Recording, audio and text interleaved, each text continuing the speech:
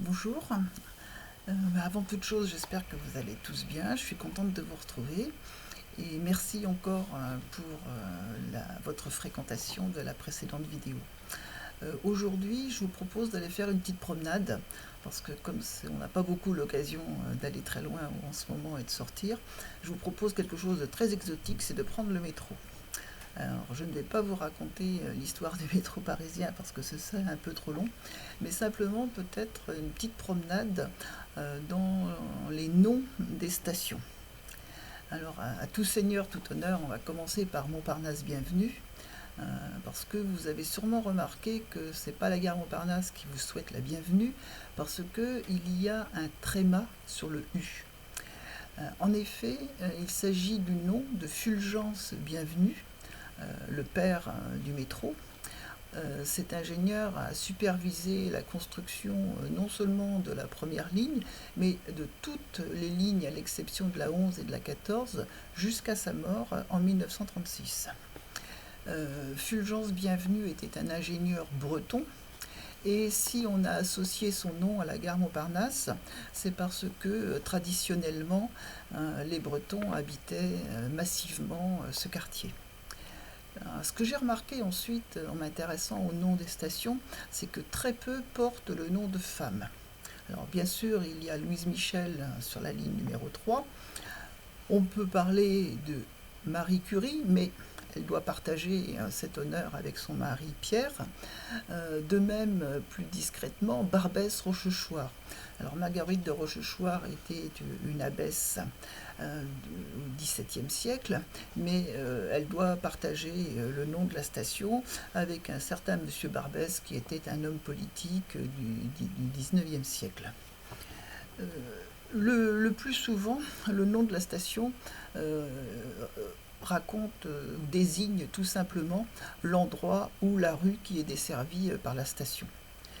C'est par exemple le cas de Châtelet, cette station très importante et centrale de Paris.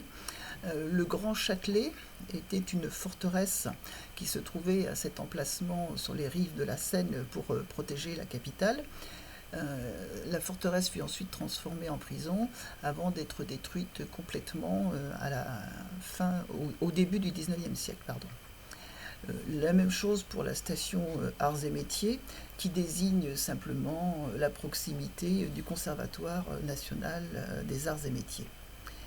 Certains noms de stations rappellent des batailles ou des événements historiques.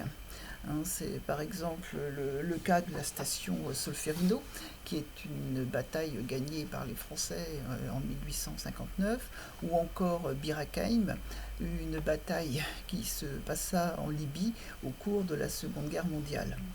Quant à la station 4 septembre, c'est la date, le 4 septembre 1870, de l'avènement de la Troisième République. Parfois, certaines stations ont changé de nom. Par exemple, la station Liège, que vous connaissez peut-être près de la gare Saint-Lazare, lorsqu'elle fut ouverte en 1911, elle s'appelait Berlin. Et elle fut dénommée et renommée après la Première Guerre mondiale pour rendre hommage à la ville belge qui avait longuement et courageusement résisté à l'envahisseur allemand. Euh, Plus caractéristique encore et peut-être plus amusant, la station Argentine sur la ligne numéro 1. Lors de son ouverture en 1910, elle s'appelait Obligado, du nom d'une victoire franco-britannique sur les Argentins. Renversement de l'histoire, on la baptisa Argentine en 1945 lors de la visite en France de Eva Perón, qui était l'épouse du président argentin de l'époque, et pour remercier l'Argentine de l'aide alimentaire qu'elle avait apportée à la France après la Deuxième Guerre mondiale. Certains noms peuvent aussi être d'origine religieuse. C'est le cas de Abbesse ou Fille du Calvaire, qui toutes les deux font référence à des couvents et des abbayes importantes à l'époque qui se trouvaient dans ce quartier. D'autres noms encore, et je prendrai deux exemples, rappellent des faits ou des pratiques de l'ancien Paris. C'est par exemple le cas de la station Poissonnière, qui est à la limite du 9e et du 10e arrondissement et qui coupe à peu près en son milieu la rue du Faubourg Poissonnière. Si vous regardez un plan de Paris, vous remarquerez qu'entre Montmartre, la gare du Nord et la gare de l'Est, il n'y a pas moins de 6 rues qui portent sous une forme ou une autre ce mot poissonnier. Alors, ça rappelle l'époque, et c'est attesté dans des textes de 1307, où tous les poissons, les fruits de mer qui étaient pêchés dans la mer du Nord et dans la Manche arrivaient au nord de Paris, et ils étaient acheminés par des charrettes le long de ce qu'on appelait la voie de la marée, par un ensemble de toutes ces petites rues qui convergeaient vers les Halles, le centre de Paris. Donc c'est à cette situation qui a duré pendant des siècles que fait référence le nom Poissonnière. La même chose pour le nom Glacière. Glacière, c'est une station sur la ligne 6 dans le 13e arrondissement.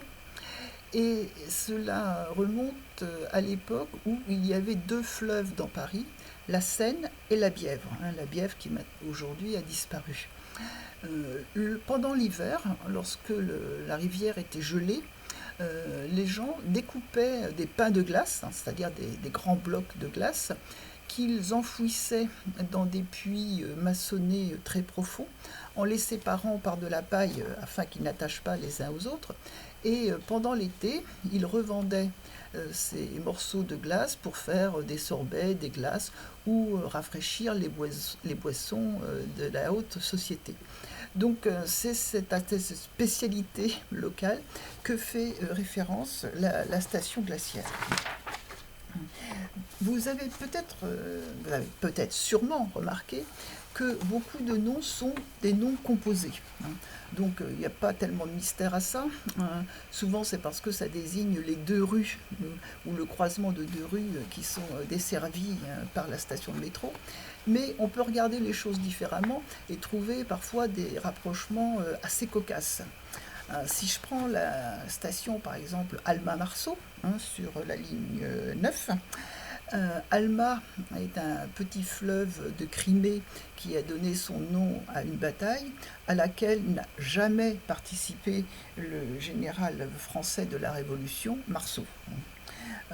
La même chose pour Richelieu-Drouot. Richelieu, cardinal, ministre de Louis XIII, n'a jamais eu l'occasion de rencontrer le général de Napoléon, Antoine Drouot.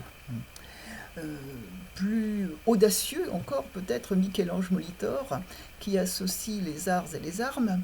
Michel-Ange, donc grand artiste italien de la Renaissance, et Gabriel Molitor, qui était lui aussi un général de Napoléon. Peut-être quand même une association un peu plus logique, c'est la station Richard Lenoir, parce que M. Richard et M. Lenoir étaient des associés qui avaient créé une manufacture de coton au XVIIIe siècle dans la rue de Charonne, donc à proximité de la station actuelle. Je ne vais pas vous raconter l'histoire des noms des 303 stations de métro de Paris, mais peut-être que cette petite présentation aura aiguisé votre curiosité et que vous aurez vous-même envie d'aller chercher l'origine du nom de votre station, que je vous souhaite de pouvoir retrouver et fréquenter le plus rapidement possible. En attendant, je vous souhaite une bonne semaine, portez-vous bien, soyez prudents et au plaisir de vous retrouver. Au revoir.